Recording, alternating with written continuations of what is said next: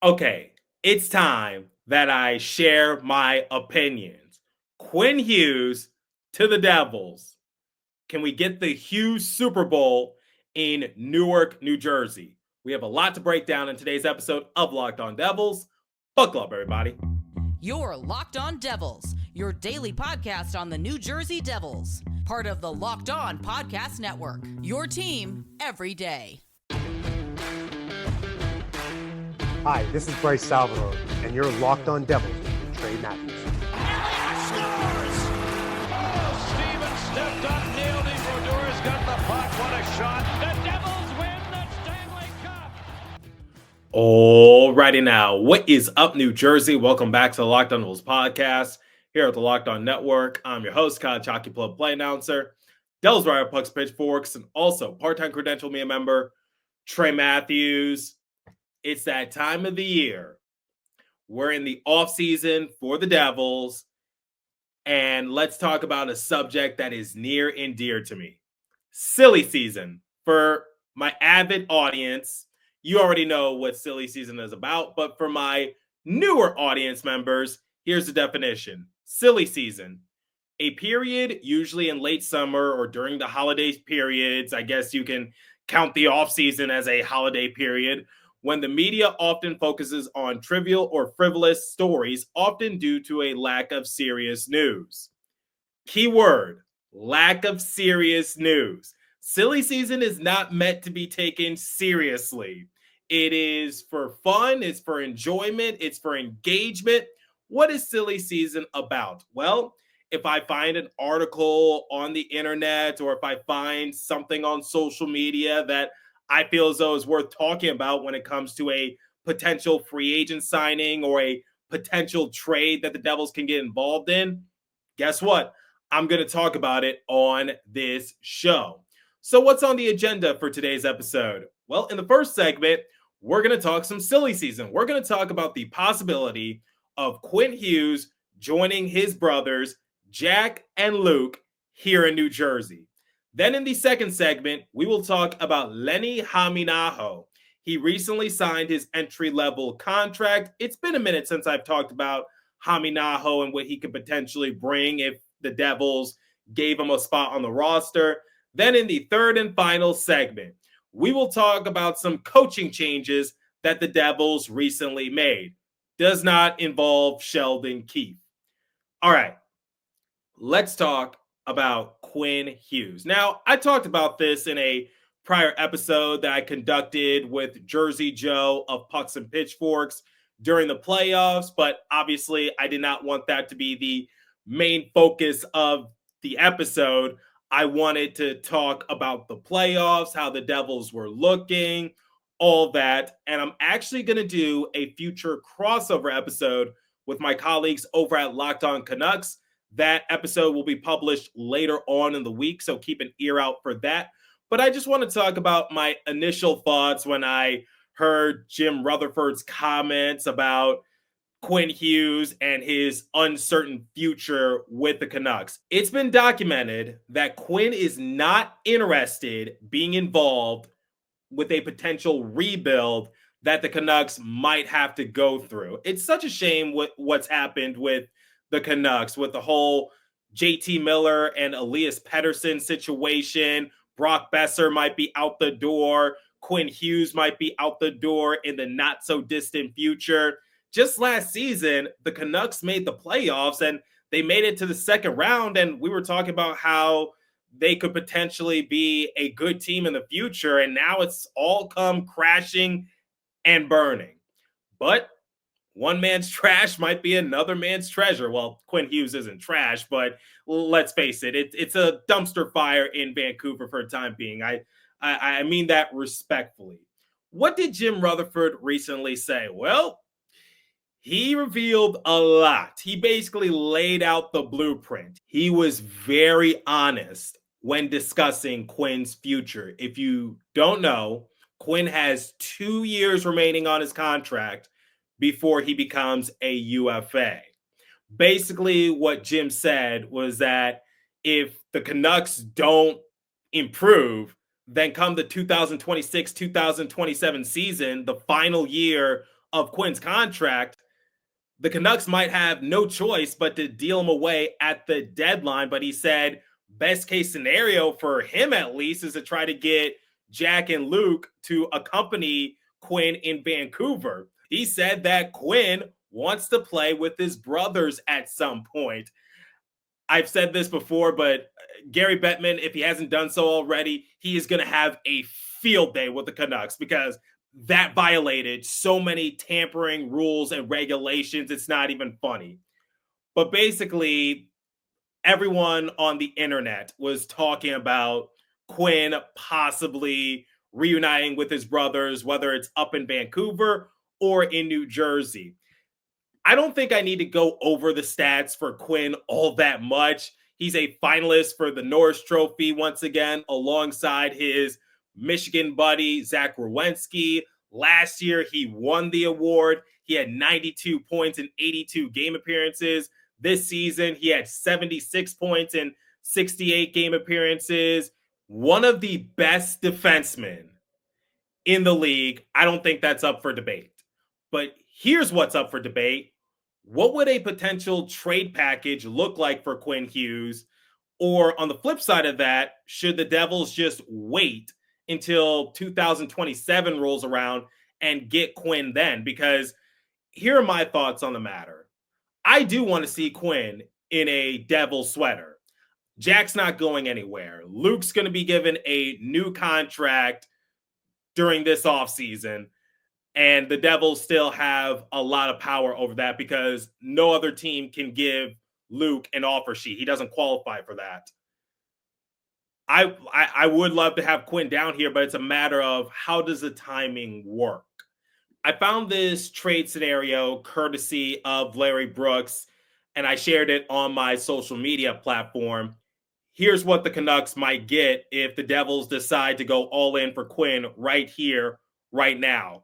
Dawson Mercer, one of Seamus Casey or Shimo Nemitz, one of Anton Slayev or Arseny Gritsyuk, and a first-round pick.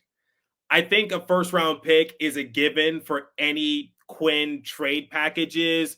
I think Dawson Mercer would also be included in it because I think we've gotten to a point where Dawson Mercer's name is always going to be brought up in trade rumors. I don't think he can avoid it, but who else would be involved? A lot of people want to see Dougie Hamilton or Andre Palat, but the one problem you run into is that both Palat and Hamilton, they have no movement clauses. Canucks fans want to see either Nico Hischier or Jesper Bratt, but it's the same situation, which is both Bratt and Hischier have no movement clauses. And I don't think Tom Fitzgerald would be willing to give up Jesper Bratt or Nico Hischier in this particular scenario because the Devils might very well still be in the running for Quinn come 2027. There's no need to rush it. I think all three Hughes brothers will play together at some point. That's my personal opinion because that's a goal that I'm sure all of them want to accomplish. Now, when will it happen? Only time will tell. I'm thinking out loud here, but here's where Jim Rutherford really shot himself in the foot when he publicly revealed the mindset that Quinn has, which is he wants to play with his brothers. That might scare away some of the competition because it's like, okay, we could trade for Quinn right now, but he might be just a rental player because in 2 years when he's a UFA, he might want to sign with the Devils. Do we really want to go all in or do we really want to take the risk? You might have just devalued Quinn a little bit, if that makes sense. Because had you just kept that under wraps, then I'm sure a lot of teams would go all in for Quinn to try to please him and say, like, look, we're going to trade for you, sign an extension, all that. You didn't need to reveal that. He went into way too much detail. I don't know why he did that. Because now he possibly just screwed himself over. Quinn is one of the best defensemen in the NHL. And the fact that you revealed that publicly, saying that he wants to play with his brothers at some point down the road, you might have just given yourself less power because more teams might back away a little bit just because it's like, oh, do you want to take the risk? Now, 2 years with Quinn is not bad, but come next year, that might get a little even worse because it's just like they're not going to go all in for a rental because we've already seen what happened with Mikko Rantanen and the Hurricanes fiasco. Hurricanes are still doing relatively well for themselves, and I think the Stars are glad to have Rantanen if you're watching the playoffs, but you get the point I'm just trying to make.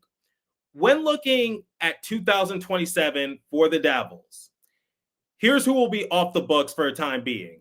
Nico Hischier, his contract is 7 years, $50.75 million. Obviously, the Devils are going to sign him. I think that's the mindset that they have. I don't think they're going to let their captain walk.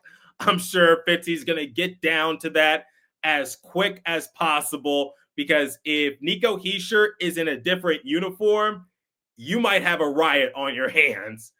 Brendan Dillon's 3-year, $12 million contract will be off the books. He'll be an unrestricted free agent in 2027. But here's the big one. Andre Palat, his 5-year, $30 million contract will come to an end in 2027.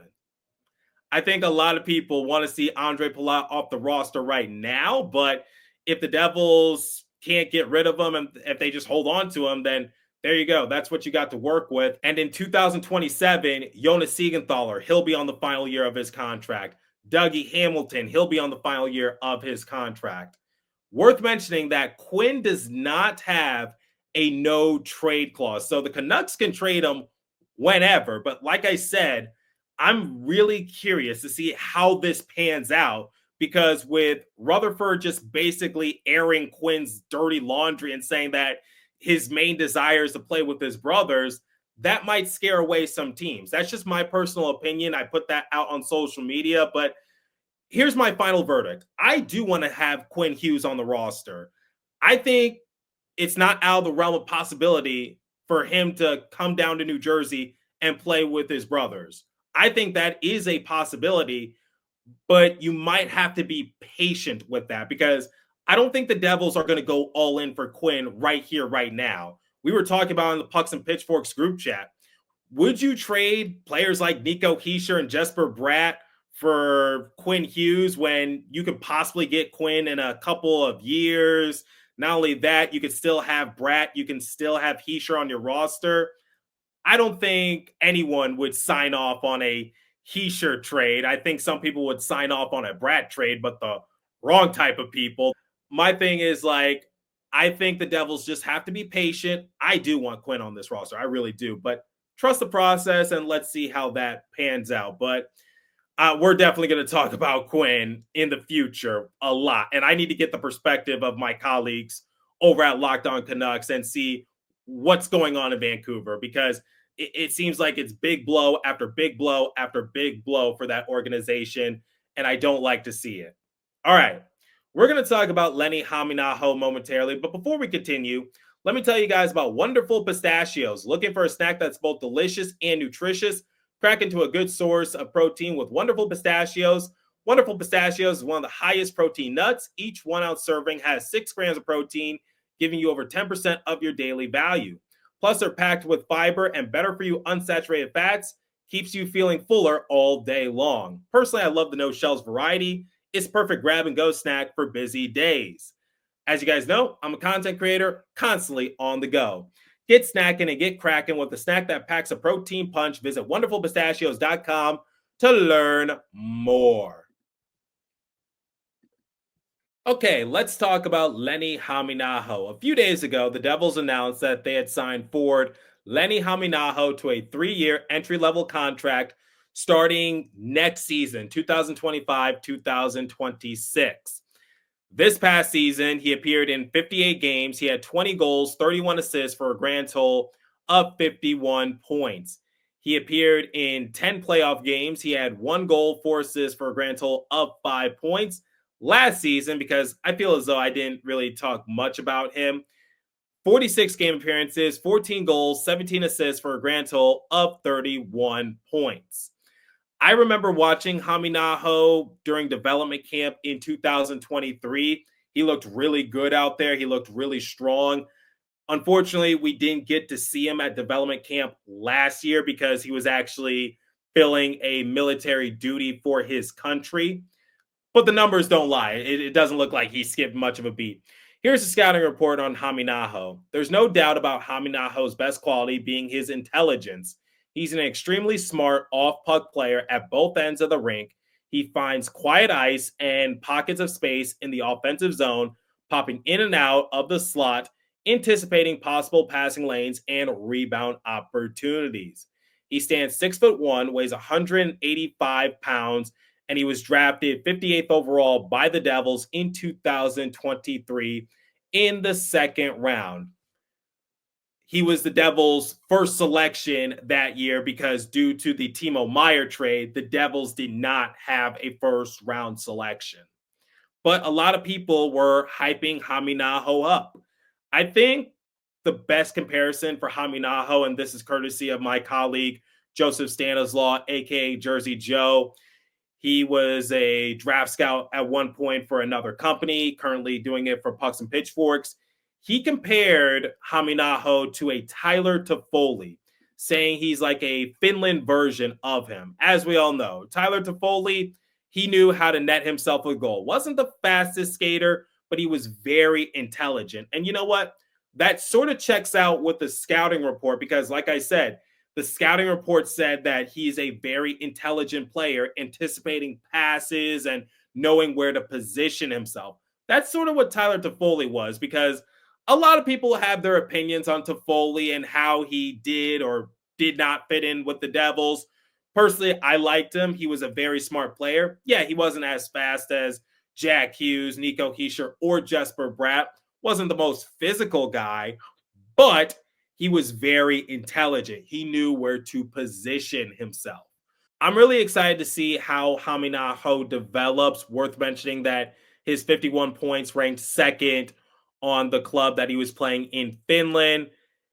He has represented Finland several times, including the International Ice Hockey Federation's 2022 U18 World Junior Championship, where he helped Finland win a bronze medal. He also participated in the 2023 and 2024 WJC. He is currently part of Team Finland at the World Championships. Remember, there are a few Devils players also participating in Worlds for the time being. So we'll see how Hameenaho develops. I remember all the hype surrounding him a few years ago.